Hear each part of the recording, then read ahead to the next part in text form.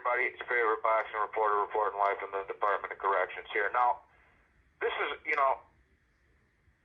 to be my official prediction for Jaron Ennis versus Eimantas Stanionis, man. And let me say this right away. I like both these guys. I don't have a dog in the race. My fucking Ma's grandma was from fucking Lithuania or Poland and all that other shit, Yugoslavia, so I like all the Lithuanians and Polacks and Serbians and shit. You guys know I got a little bit of a soft spot for him. So I like Stanionis.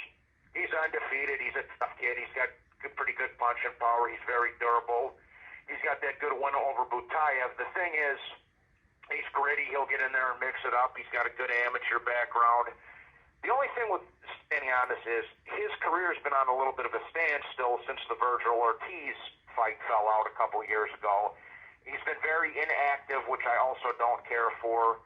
Like I said, he has that one really good win in a competitive fight against Butayev. I like Stanionis. I respect him. I think he's going to make for some exciting fights in and around 147 and 154 as his career goes on. But in the same breath, he's got to be fighting more than one time a fucking year. And this is a good step up in competition for both him and Jaron Ennis. Now, Boots... I have to say this Boots is going to have a height advantage in this fight. He's going to have a reach advantage. He's going to have an advantage in hand, a big advantage in hand speed. He might also even have the edge in power too. He's more, he's got more fucking craft to him. He's more skillful, and as the old saying goes, as Customato used to say, rest in peace, speed kills, brother, speed kills. A lot of people have been critical of Jaron Ennis over the last couple of years. I haven't been so much. I think it's more the PBC doing what the PBC does, fucking around with these fighters till their careers fucking shot in the foot already. I don't think it's Boots' fault that he couldn't secure some of these fights. He's been out there trying to fight Crawford, which I thought that would have been a great fight. It's a shame that didn't come to fruition. And I understand that Crawford was just coming off the Spence win, but it's unfortunate that we didn't get to see him versus Crawford. Maybe, hopefully, we will see that at some point in time. He doesn't have the greatest resume in the world. Both of them, I'll get into that. Both of them fucking Karen fights were ridiculous. We didn't need to see one. He didn't look good in the first one, and we definitely didn't need to see a rematch of it. So that was a little bit of a stain on Boots as far as I'm concerned. But it is what it is. Sometimes these guys get matched up with bums. It happens. He does have a couple of solid wins over David Avanesyan, who he knocked the fuck out, and Sergey Lipinets, who... Lipinets was a good fighter for his day, but he was also very undersized versus Ennis too. Now, I want to say this. This is a unification fight for the WBA and the IBF titles. This is a welterweight unification, and these might be the two best welterweights in the world at this point, considering Spencer Crawford and Virgil Ortiz have all moved up to 154 pounds.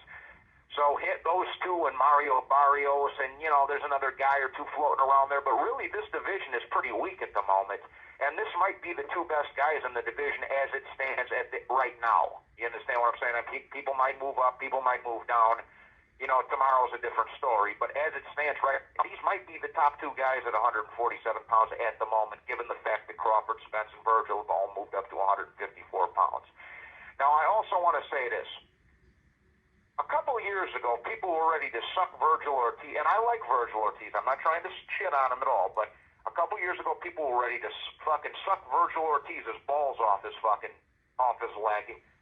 for him fighting Stanionis. The whole fucking YouTube boxing community, everybody on Twitter /X was ready to suck Virgil Ortiz dry when he was getting ready to fight Emmanuel Stanionis. So where's that same energy for Ennis?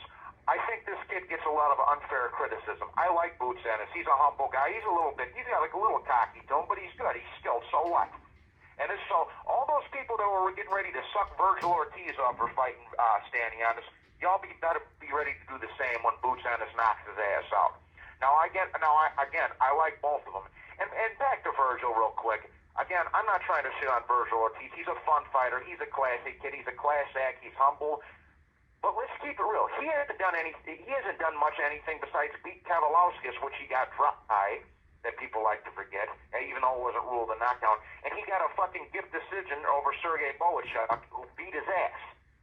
But like I say, before I got locked up, man, a couple of years ago before I got locked up, these fucking guys were just ready to crown Virgil the next king of kings for beating Stanionis, so y'all better be prepared to do the same thing if and when Boots does in fact beat Stanionis. But for my official prediction, man, I got Boots on this winning this fight by knockout, and I think he's going to become the unified welterweight champion of the world and the clear-cut number one guy in the division, given the fact, like I said before, that all those other guys have moved up already. Like I said, I think he's got the height advantage, he's got the reach advantage, he's more skillful, he's got better hand speed, he's better with his footwork, in my opinion. So I think Boots really is. This is the only thing that would concern me in this fight. If Boots can't hurt Stanionis, he's going to be in trouble because Stanionis is a tough, gritty, durable fucking guy. But I think Stanionis is going to take some tenderizing in this fight, but eventually Boots will get to him. Like I said, I think the skill, the hand speed, the power, and the combination thereof is going to be a little bit too much for Stanionis to handle, but it's going to be a fun fight. Stanionis will have his moments. This one's going to test Boots' mettle and see how good he really is. Because, like I say, and we're going to see what Boots' chin is made like also this fight, because Stanionis has got punching power on his own right. But for my official prediction, I got Boots winning this fight by knockout in the second half of the fight. After some other than properly placed attorney calls may be monitored and recorded.